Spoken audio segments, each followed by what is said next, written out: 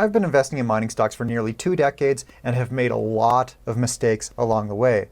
So in this video, I'm going to share with you 7 of those mistakes, so hopefully you can avoid them in the future. My first mistake that has cost me money in the mining sector is not paying enough attention to how many shares management owns. What I like to see is management having at least 5 times their annual salary plus bonuses in shares, especially when it comes to the junior companies. Now, when you're talking about the majors, this isn't as important because typically the CEOs of the major companies are going to be ones with lots and lots of experience.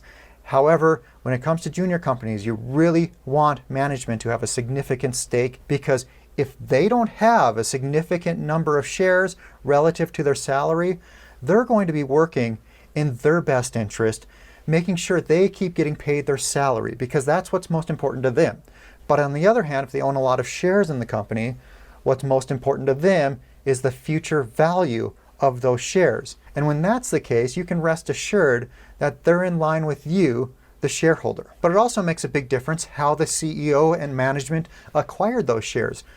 It's a really good sign if they're buying in the open market. It's a really good sign if they're participating in financings. That means they're putting their own money into the stock. But if they own a lot of stock because they got their shares for a fraction of a penny before they started the company, well, that doesn't really count. The next mistake I made as a beginner investing in junior mining stocks was falling for the company marketing of, look how cheap we are relative to how many ounces we have in the ground. So you'll hear a lot of gold or silver companies say, hey, look, we're trading at just $10 per ounce of gold in the ground. But you know what? There is almost always a very good reason for this. Maybe it's because the metallurgy is horrible. Yes, the ounces are there, but it's very expensive or impossible to recover the ounces when mining it. Or maybe it's cheap because the wise investors know that there's a very low probability that this project ever gets permitted. Or maybe it's because here's the ground, and like the good deposits have metal right here, right under the ground or right under the surface, but their metal, their gold, is way down here, like a kilometer underground. Or maybe it's not close to infrastructure.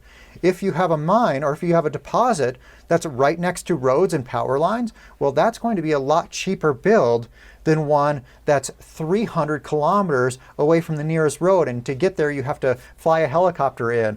And in order to start mining that, well, you're going to have to build roads for hundreds of kilometers, and you're going to have to build infrastructure. You're going to have to build power lines there as well. You're going to have to build a whole mining camp where people can live while they're working there, and also build things to keep them happy. Maybe you're building tennis courts, basketball courts, do things that make people want to work there, because they're going to have to be far away from their family, they're going to have to be far away from their friends while they're working at the mine site.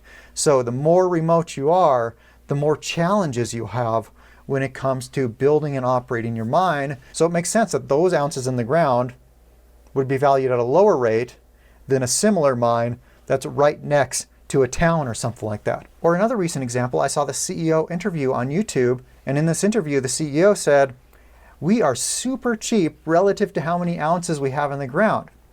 And the interviewer said, what's the catch?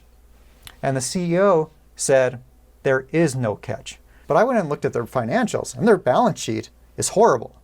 It looks like they're going to go bankrupt within a year. And I also went and looked at the annual report. He was doing all sorts of shady stuff and basically using that company as an ATM to try to take as much money from investors as possible. There's a lot of reasons why a company can trade at a low valuation relative to their ounces in the ground. And if you're not very familiar with a lot of aspects of mining, or have people you can turn to say, hey, what does the metallurgy look like here? Or what do you think about the geology here? Or what do you think about the financials of this company? Then in that case, I think you're almost always better off sticking with those companies that are valued at a higher amount per ounce in the ground, because those are usually the takeover candidates. They're usually the ones with high grades. They're usually the ones with very profitable deposits. They're usually the ones with the deposits that bigger companies are going to want. They're usually better managed.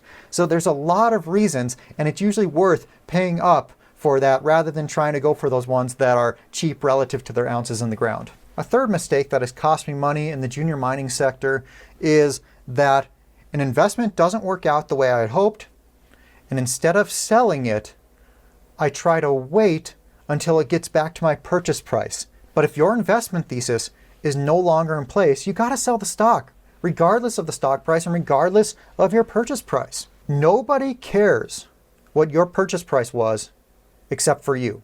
The market doesn't care, and the valuation of the company will not change because of your purchase price. So if you're, let's say, down 50% on a stock and your investment thesis didn't work out, you got to get rid of that stock. And you're much better off selling that, taking the tax loss, and putting that money to work in something that you think is a good investment today. Another mistake I made as a beginner investor in junior mining stocks is thinking that a CEO interview is to inform me about the company.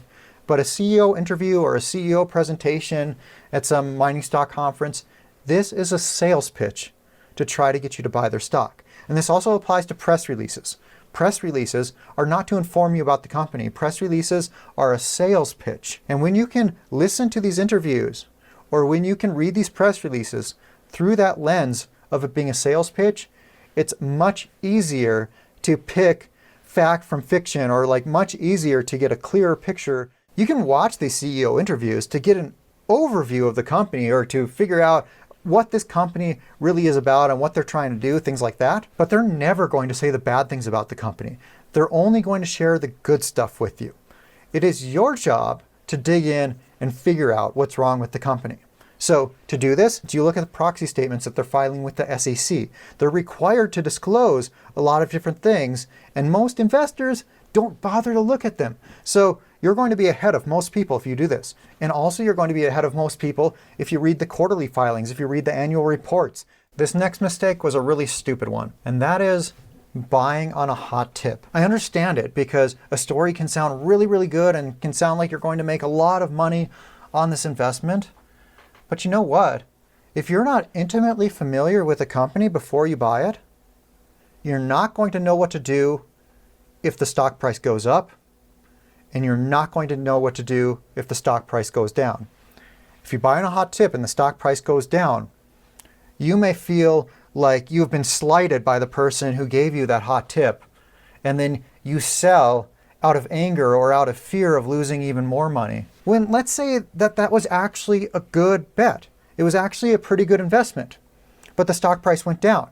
Now, if you were intimately familiar with the company, you would have the conviction to buy more stock at a lower price instead of angrily selling and getting mad at the person who gave you that hot tip. When you buy stock in a company, I think that you should know enough about that company that when you go in your trading portal and you click buy, if there was a thing that says, my favorite mentor is selling me those shares, do you still agree? Like, let's say it's the person you look up to the most. Let's say it's Rick Rule, for example. And on your trading portal, when you go to place an order, there's a note there that says, you agree to buy X number of shares from Rick Rule, who is selling them to you. Would you still click that place order button? If the answer is no, then you probably don't know enough about the company to invest in that company. Because when you buy shares in a company, there's almost always somebody at the other end who's selling you those shares. And it's probably an investor who knows a heck of a lot more about the company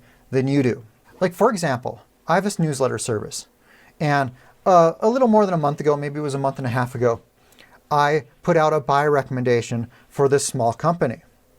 And I knew that I had information that most of the market did not know. And I was super confident in this buy that I gave it double the normal position. And after I clicked send on that newsletter issue, almost immediately, one of my subscribers emailed me and said, hey, this person just put a sell on this company in his newsletter. What do you think about that? And this person who put a sell recommendation on the stock at the same time is very well respected in the industry and has made a ton of money invested. So this is a case where I had to be totally confident in my buy recommendation, but I had researched this company so thoroughly, and I knew that I knew information that most other investors did not know. So my subscribers bought the shares of this other guy who was selling, who's been in the industry for a long time and is very well respected. And you know what the stock did after that? It went up almost 50% in a little over a month because of that information that I knew that most other investors did not know. But I only got to this point after many times being on the other side and investing when I did not know enough about the company. If you want to go check that out, go to miningstockmonkey.com/product/VIP, or I'll put a link to it right up here, and I'll put a link to it in the comments below. The next mistake I've made is not reading between the lines when looking at the current company presentation. So if you go on the website of any one of these junior mining stocks, almost every single one of them will have some sort of company presentation. And I think you should go through these, but remember, view it as a sales pitch and try to read between the lines when they tell you stuff. So for example, they might say, we've raised $200 million from investors. The real meaning behind that might be, we've destroyed $200 million of investors' money. But raising money could also be a good thing. Like it might say in that presentation, the CEO over his career has raised $200 million from investors and has returned $1.4 billion to investors. That's a whole heck of a lot better statement than we've raised $200 million. Another one I've seen is, we've done more transactions than our competitors over the last year. But the read in between the lines translation to that is, we've overpaid on a lot of transactions in the last year. Or another example might be that they're really pushing the idea that they're in the best jurisdictions, that they're in safe jurisdictions. And they might be doing that because they have nothing good to say about the quality of their deposit. Or another example of the read in between the lines translation is what I was talking about. We're cheap relative to our ounces in the ground. That could mean our stock is trading at a low valuation because our CEO is a slime ball who's stealing from investors in any way that he can. So when looking at these company presentations, try to take these company statements and figure out if there's a hidden meaning behind them. And my next mistake was just not being patient enough. In one instance, my research was thorough and it was correct, but then I just didn't wait long enough. And then I held onto the stock for a couple years, and what I was waiting to happen hadn't happened. I just got impatient with it. I sold the stock, I put the money to work elsewhere, and then like a month after I sell the stock, what I was waiting to happen happened. And I missed out on that huge run just because of a lack of patience. Or another example, my macro view was correct. What I thought the commodity was going to do ended up happening, but I just wasn't patient enough. And then just like in the other case, I sold and the commodity just shot up after that. But you know what? It only takes a couple times of something like this happening until you get a whole lot more patient. I hope this video helps you avoid some mining stock investment mistakes that I've made. If you're interested in my newsletter, you can click on this link right here. And next, click on this video. It's how I analyzed Agnico Eagle Mines. So if you want to get an idea of how you can value a company, click on that video, and I'll see you over there.